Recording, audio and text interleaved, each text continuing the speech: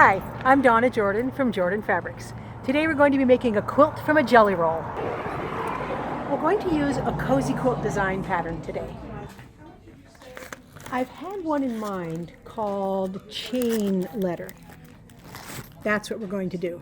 This pattern uses a jelly roll, some accent where that blue is there and there, and then some background. The jelly roll I'm going to use, it's called Heavy on the Metal. This is an RJR collection, and it's got a lot of sewing notions, and it has silver metallic accents. For the accent color, I'm going to use one of the fabrics that's in the line. I'm going to use the darkest black color. This one here, it has a little bit of print, but it's going to act as a solid. So that's what we will use for these squares here and some of these parts here. For the background, I'm just going to use a solid white so it doesn't take away from any of the other prints. So we've got everything we need, so let's get started. First thing we're going to do is open up the jelly roll and take a look at the fabrics that are in here so we can see how well they will work in the pattern we're going to use. So we've got grays, blacks, whites, and reds. So the reds and most of the whites we will use in the patchwork. I might eliminate these really light ones because they're almost solid white, and I might not use those either, but I'm going to use all of these guys, and then I'm going to use the grays. So I'm going to use all of these guys in these little rail fence blocks there. Now the accent block, that is, the pattern calls for us to use an accent fabric like this. But since it's almost black and these are almost black, we can work these into those squares if we like, and I'm going to do that. For this pattern, we're going to be working with half strips. So we're going to just slice every strip in half right along the fold. So I'm going to do that to the whole stack. Now I need to take a couple of these red ones and we're going to put them aside because they're going to be in the center of this block here. Now pick 3 of these half strips. We'll do a red and a white and a gray, and let's take them to the sewing machine. We're going to make a strip unit here. So I'm going to sew these side by side, line everything up, use a 1/4 inch seam, and don't stretch either one of the fabrics. So you want to just lay them right on top of themselves without stretching the back or the top.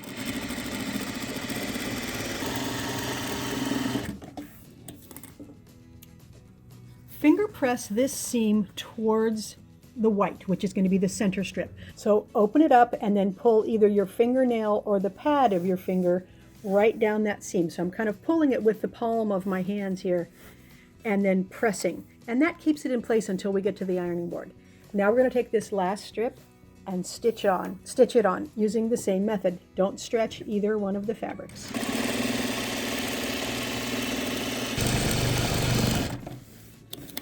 Now again, press your seam toward the middle. To iron this strip unit, you want to spread it out flat on your ironing table and then put a straight edge here, like a long ruler, to make sure that you've got it lined up straight. And then press it with a dry iron. Make sure that these are pulled all the way open and it's still straight. And once you've got it laying nice and flat, then use your steam. Now we're going to subcut this into squares. Now I can't give you all the sizes for the pattern because it's not my pattern, but it is very easy to follow their directions. So go ahead and keep making strip units with these guys. And I'm going to keep my white in the middle because I think that they will look better with white in the middle. If I use white on the side, it might not have enough contrast between this block and that block. So keep making the strip units and cut them into blocks. These blocks are all done. The next block we're going to work on is this darker accent block here. So mine are going to have red in the center. So we're going to take one of these half strips and we're going to take 2 of these guys. Let's use this zipper fabric and we're going to make a strip unit with these. So we're going to make the same strip unit that we made earlier. but we're going to use red in the center.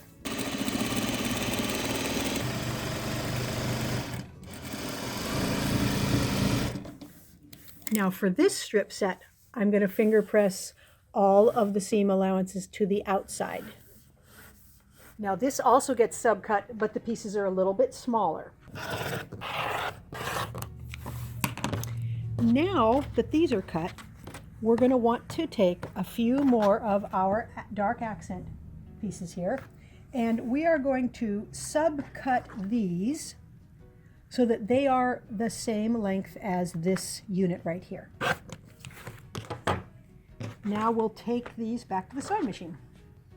So all we have to do for this block is take one of these center pieced units and put one of these on each side.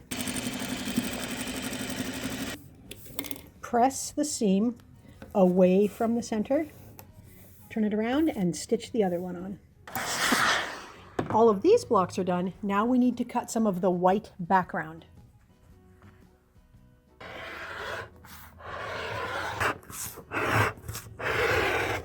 Now we're going to split these also. Now we're going to take these split strips and some more of our black accent strips back over to the machine. Now we're going to make two different strip units here. The first one has a big white and one black. Finger press this seam towards the dark side there. The next strip unit we're going to make has two of the whites with one black in the middle. Both of these seams are going to be finger pressed toward the dark fabric. These strip units are going to get subcut to the exact same width. So if you want to line them up on your cutting board and cut them all at the same time, it will save you some time. Now we only have to make one more block. We're going to take two of these guys and one of these, which is going to go in the middle, and we'll stitch them all together. Those are all done. Now we've got all the blocks we need to lay out the quilt. The chain letter quilt is laid out on point. That means each block is going to be on the diagonal, and you're going to have to look at the picture of the quilt top here so that you can get all the blocks laid out the way that they go, because they're turned, these striped ones are turned different directions.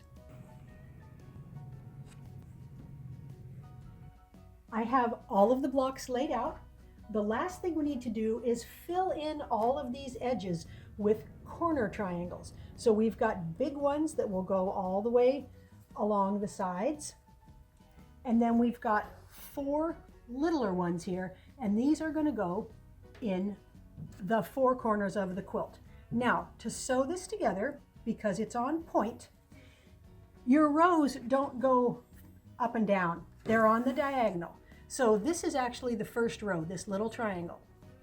This is the next row. So we're going to line up the corners here and sew these together. This is the next row. So what I do is make one row at a time and lay it back on the table, then make the next row and lay it back. When all the rows are done, then I will stitch those rows together. I've got the quilt top done, and I'm just grabbing some bolts here so that I can pick borders for it. The pattern shows white first, whatever you've used as your background first, and I think I'm going to go with that. And then just have to decide, do I want it to look more red? That'd be very cute. Gray tones it down quite a bit, or we could do black. I think I like the red the best, and this has all these cute sewing themed items which are sprinkled throughout the quilt anyway, so let's go with the red. I have four options for thread here. Any of them would work. I think that this gray here will blend in the most, so it doesn't show much on the white, not on the black or the red. So this one will be the best. For the quilting pattern, I'm going to use this one called Scribbles. It just looks like someone took a lot of thread and put it all over the quilt, or maybe they scribbled on it, but it's a nice even overall pattern, and that's going to look really good on our chain letter quilt.